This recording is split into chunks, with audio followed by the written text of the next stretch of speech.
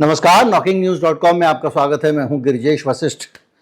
राहुल गांधी, अभी खबर आ गई, आपने देख ली होगी कि राहुल गांधी को ईडी वालों ने बताया। राहुल गांधी ने रात को 1 बजे ट्वीट किया।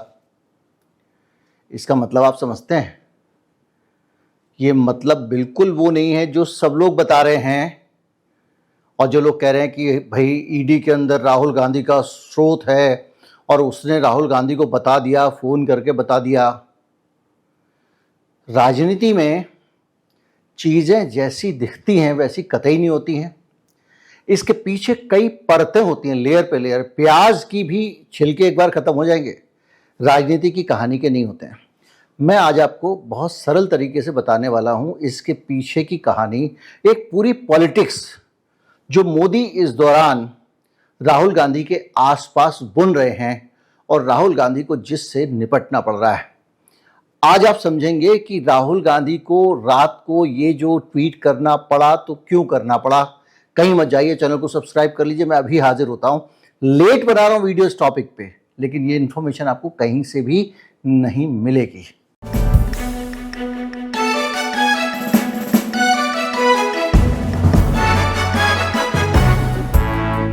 वीडियो में शेयर, लाइक, सब्सक्राइब में से 2 चीजें अगर नहीं की हैं तो कर दीजिएगा। आगे बढ़ते हैं।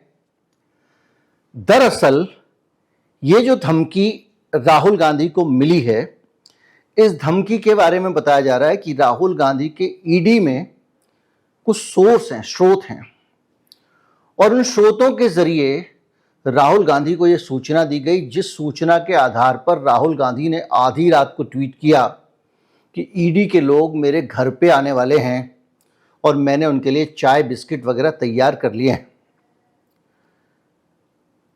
एक बात सोचिए, हम उस दौर में काम कर रहे हैं जो मोदी युग है, और मोदी युग में राहुल गांधी के मोबाइल में पेगासस निकलने की चीजें सामने आ चुकी हैं।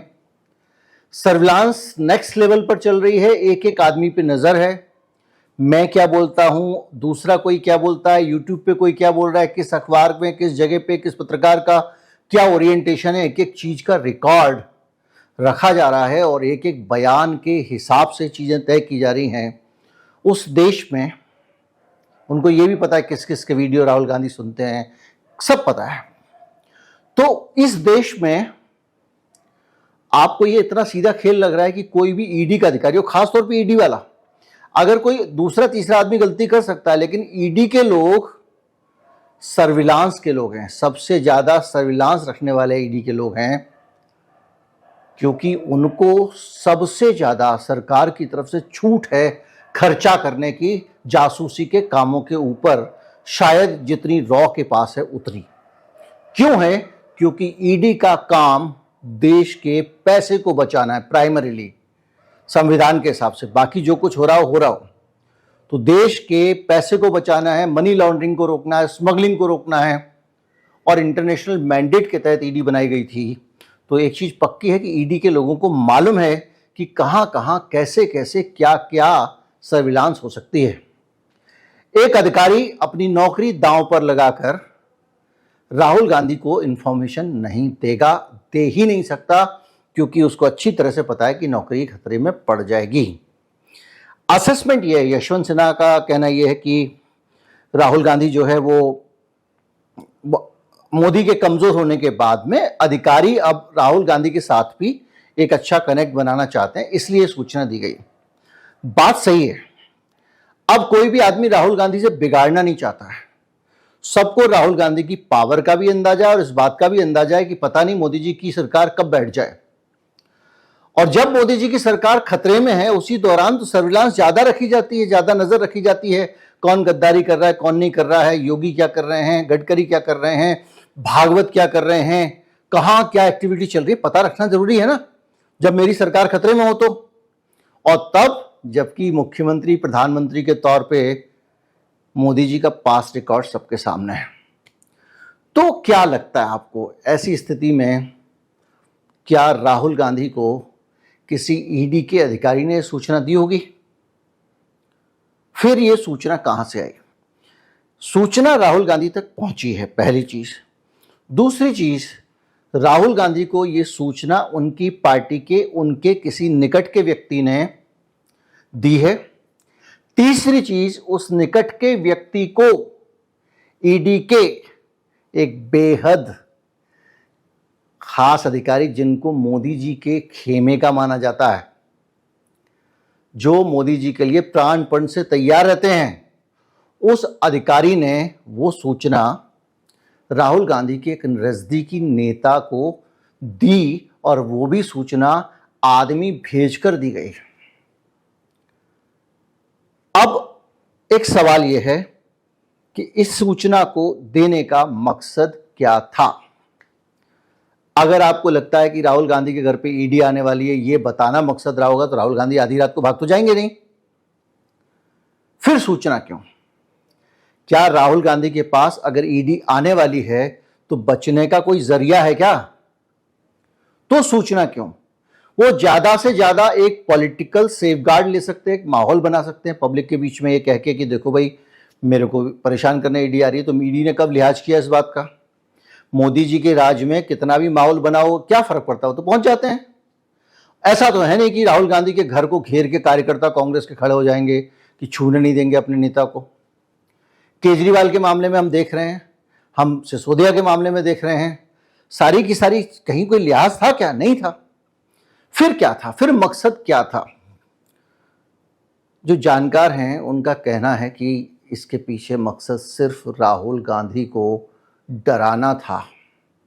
इसके पीछे मकसद सिर्फ इतना था कि राहुल गांधी को यह बताया जाए। आपने देखा होगा, जैसे एक बार याद है अभी हाल में क्या हुआ था कि जो अंबानी का घर है, एंटीलाई नाम है शायद, मुंबई में, उसके बाद कुछ विस्फोटक मिले थे। बाद में पड़ताल की गई तो एक पुलिस वाले का हाथ था उसमें। पुलिस वाला भी कौन सा? जो आदमी ये एनकाउंटर वगैरह करता है, एनकाउंटर स्पेशलिस्ट वाला था वो। और उस आदमी को गिरफ्तार कर लिया गया बाद में। मकसद क्या था?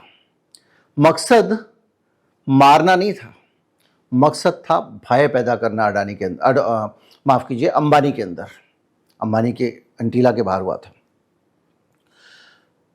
तो कई बार फिल्मों में आप देखते होंगे कि जो है वो एक आदमी है जो किसी डॉन को पैसा नहीं दे रहा, अचानक रात को कुछ लोग आते हैं और उसका शीशा गोलियों से तोड़ के चले जाते हैं। फिर दूसरे दिन फोन आता है, समझ जाओ आज गोली शीशे पे लगी है, कल तुमको लग सकती थी। तो एक खौफ पैदा किया जाता है। तो राहुल गांधी को अगर रात को, आधी रात को 12:30 बजे, 1 बजे कहीं से कोई ईडी की तरफ से सूचना आए कि सुबह तुमको पकड़ के ले जाने के लिए आ रहे हैं, या पुलिस वाले तुम्हारे घर पे आ रहे हैं, ईडी के लोग आने वाले हैं, इसका मतलब सीधा सीधा यह है कि वो रात को सोएंगे नहीं। जाहिर बात है। तो वो 12:30 बजे, 1 बजे, जितना भी बजे उन्होंने ट्वीट किया वो ट्वीट करेंगे। तो ये क्यों हो रहा है? अब ये बड़ा मसला है कि राहुल गांधी को इतना डराने की जरूरत क्यों पड़ रही है। दरअसल राहुल गांधी को डराने की जरूरत, मैं बार बार अपने वीडियोस में ये बात कह रहा हूं, इसलिए पड़ रही है क्योंकि राहुल गांधी जिस तरह से खेल रहे हैं और जिस अंदाज में, जिस एग्रेशन के साथ संसद में और संसद के बाहर लगे हुए हैं, एक एक आदमी से मिल रहे हैं, गरीब आदमी से मिल रहे हैं, दुर्घटनाग्रस्त लोगों से, पीड़ितों से मिल रहे हैं, कभी कई मिल रहे हैं, पूरे देश के साथ कनेक्ट बना रहे हैं। और उसके अलावा वो संसद में मोदी जी की ताकत क्या है? एक बात समझ लीजिए, गुजरात से लेके आज तक मोदी की एक ही ताकत है, मोदी के अंदर एक ही शक्ति है, वो है उनका विराट परसेप्शन, उनके विराट व्यक्तित्व, सब पे भारी वाला जो उनकी पर्सनैलिटी बनी हुई है, उस पर्सनैलिटी को कि ये बंदा सुपर ह्यूमन है और ये बंदा जो है वो किसी की भी छुट्टी कर सकता है, ये परसेप्शन बना हुआ है। और जब ये परसेप्शन बना हो, राहुल गांधी दनादन दनादन दनादन इधर से उधर से उधर से उधर से पार्लियामेंट में रोज कर रहा हो, तो क्या होने वाला है? सबसे बड़ा खतरा मोदी की लार्जर देन लाइफ इमेज को है। सबसे बड़ा, अरे ये तो मोदी के तो धुरे बिखेर दी राहुल गांधी ने, अरे मोदी तो कुछ बोल ही नहीं पाए। और जिस दिन, ये बात ध्यान रखिएगा, जिस देश में आप हैं ये हीरो वर्शिपर देश है। जिस आदमी की इमेज बहुत बड़ी होती है लोग उसकी पूजा करने लगते हैं। गुजरात के लोगों ने सिर पे इसीलिए मोदी को बिठाया क्योंकि उनको लगता था कि ये आदमी है जो हमारी तरफ से लड़ेगा, हमारी रक्षा करेगा। पहले लोगों के अंदर डर पैदा किया कि तुम्हारे लिए बहुत बड़ा खतरा है कहीं से, और फिर कहा कि मैं हूं ना, मेरे होते हुए तुम्हारा कोई कुछ नहीं बिगाड़ सकता। उसी स्टाइल में योगी जी यूपी में काम कर रहे हैं, कभी बुलडोजर कर देते हैं, कभी कुछ कर देते हैं, एनकाउंटर कर देते हैं। तो ये बताने की कोशिश कि हम ही सेवियर हैं, तुम्हारी रक्षा करने वाले हम ही हैं, यानी हम हैं बहुत बड़े बाहुबली शक्तिशाली महान व्यक्ति। अब ऐसे बाहुबली शक्तिशाली महान व्यक्ति के अस्तित्व को, अगर वो अस्तित्व उनका जो है या उनकी जो हैसियत है, जहां वो खड़े हैं, वो अपने इस महान व्यक्तित्व के कारण ही खड़े हैं। बाकी क्या है मोदी जी के पास? राहुल गांधी लगातार उस महान व्यक्तित्व पे हमले कर रहा है, और छोटे मोटे हमले नहीं कर रहा है, वो रोज एक्सपोज कर देता है। इधर ये अपना किसी तरह से एक इमेज बनाते हैं कि मैं इंसान नहीं हूं, मैं भगवान का आदमी हूं, वो उसकी धुरी उड़ा देता, मजाक उड़ा देता। तो ऐसी पूरी सिचुएशन के बीच में राहुल गांधी को अगर आप हतोत्साहित नहीं करोगे, हौसले नहीं गिराओगे, तो काम नहीं चलेगा। कुछ दिन पहले तक राहुल गांधी से हाथ मिला के स्पीकर को आसन तक छोड़ते उड़ते हुए तमाम सारा मोदी जी क्या मोहब्बत जता रहे थे राहुल गांधी के प्रति, विपक्ष का नेता बनते ही। और कुछ दिन बाद जब राहुल गांधी ने एक एक करके पार्लियामेंट में स्ट्रोक लगाने शुरू किए, तो जब बॉलर पगला जाता है ना, तो बीमर फेंकता है, सीधे छाती पे मारता है बॉल। बचना है तो बच। मोदी जी ने कहा बाल बुद्धि, याद कीजिए, बालक बुद्धि, बालक बुद्धि, और जितने शब्द हो सकते थे अपमानजनक डाले, इसलिए ताकि ये परसेप्शन एक तो दे सकें ये इसको मैं कुछ नहीं समझता हूं, और दूसरा ये कि राहुल गांधी को अंदर से विचलित कर सकें। मोदी जी फिर से वही, लेकिन उस आदमी को क्या विचलित करोगे, वो इतने साल से यही झेलता आ रहा है, पप्पू से लेके सब कुछ तो आप बोल चुके हो बार बार। तो फिर भी, और इसी तरह से इसी अंदाज में अनुराग ठाकुर, याद कीजिए अनुराग ठाकुर को लोग वो तो याद करते हैं शाहीन बाग के टाइम पे देश के गद्दारों को गोली मारो सालों को के नारे लगवाने के लिए। ये भूल जाते हैं कि जब गौ सेवक जब लोगों की हत्याएं कर रहे थे, उस दौरान सबसे ज्यादा गौ सेवकों के साथ सेल्फीज अनुराग ठाकुर की ही वायरल हुई थी, याद कर लीजिए। जो गौ रक्षक वाला दौर चला था, जिसमें अलवर में किसी की हत्या कर दी गई थी, कभी कहीं किसी की हत्या कर दी गई थी, वो जो दौर था, उसके बाद में तो पता चला कि वो पूरा एक एक्सटॉर्शन रैकेट था। हत्या कर करके टेरर पैदा करो, उसके बाद में अगर किसी को गाय लेके जानी है तो पैसे जमा करो गौरक्षकों के पास, जहाँ ले जाना ले जाओ, जिस बूचड़ खाने में ले जाना ले जाओ। ये भी एक स्टिंग ऑपरेशन आया था, याद होगा आपको। तो उस दौरान सबसे ज्यादा जो गौरक्षक गौ सेवक जो भी मान लीजिए, उनके साथ में सैलरी अनुराग ठाकुर की आती थी। उस अनुराग ठाकुर को, जिसकी इमेज एग्रेसिव है, उसके जरिए सीधे जिनकी अपनी जात नहीं पता, वो दूसरों की जात पूछेंगे, वो जाति जनगणना कराना चाहते हैं। ये कमेंट अनुराग ठाकुर ने कर लिया था, तो अनुराग ठाकुर का कमेंट मान लिया जाता और उसको उसी तरह वो खत्म हो जाता। लेकिन उस कमेंट को, बावजूद इसके कि उस पर तमाम बहस हुई थी, मोदी जी ने फिर से ट्वीट किया और कहा मस्ट वॉच वीडियो, जरूर देखना चाहिए। ये राहुल गांधी को बार बार डिस्करेज करने की कोशिश हो रही है, उसका हौसला गिराने की कोशिश हो रही है। दूसरे दिन कंगना रनौत को छोड़ दिया उनके पीछे, हो जा शुरू। क्या क्या का कंगना रनौत ने, पास्ता कड़ी से छटका वो लगा हुआ, छोंक लगा हुआ, दादी इनकी ऐसी, ये वो तमाम सारी बातें। इनको तो कुछ, ये फाइनेंशियली लिटरेट है किसी ने कह दिया, इनको तो कुछ पता ही नहीं है। मतलब वो पूरी तरह से बार बार अपमानित, उद्वेलित करना। वो ज्ञानदेव आहूजा याद है, जिसने जेएनयू के कंडोम का आंकड़ा दिया था, इतने कंडोम निकले नालियों में, पता नहीं कैसे वो वहाँ सीवर के अंदर घुसा था, क्या था बाद में, फिर बीजेपी ने उसको टिकट नहीं दिया था। अब वो फिर भी वो भी उठ के आ गया। तो जितने भी इस तरह, जैसे स्मृति ईरानी पहले जो काम करती थी, आजकल कंगना रनौत कर रही हैं। वो जितने भी लोग हैं, वो राहुल गांधी को डिस्करेज करने के लिए, हतोत्साहित करने के लिए, उनका हौसला खत्म करने के लिए छोड़े जा रहे हैं। और ये जो हुआ है, ये ईडी वाली जो खबर पहुंचाई गई है, उसके पीछे भी मकसद यही है। राहुल गांधी अच्छी तरह से जानते हैं कि ईडी का टॉर्चर क्या होता है, और उस टॉर्चर और परेशानी के साथ साथ किस तरह से बदनाम किया जाता है आदमी को। एक आदमी की पूछताछ शुरू हुई नहीं, उसको दोषी पहले घोषित कर देते हैं। याद कीजिए रिया चक्रवर्ती सुशांत सिंह राजपूत केस में, उसको ऐसा विलेन बनाया कि आज तक लोग उसको हत्यारा मानते हैं। तो ये पूरा जो सीन है ना, इसके बीच में लगातार लगातार लगातार हमले हो रहे हैं। और राहुल गांधी ने देखा है कि उनके बहनोई को किस तरह परेशान किया था ईडी ने, खूब पूछताछ हुई, ये हुआ वो हुआ, इनके खुद के साथ हो चुका है, सोनिया गांधी के साथ हो चुका, और ये तो जमानत पे है। तो ऐसी खतरनाक स्थितियों के बीच में अगर रात को इंफॉर्मेशन आए तो क्या होगा।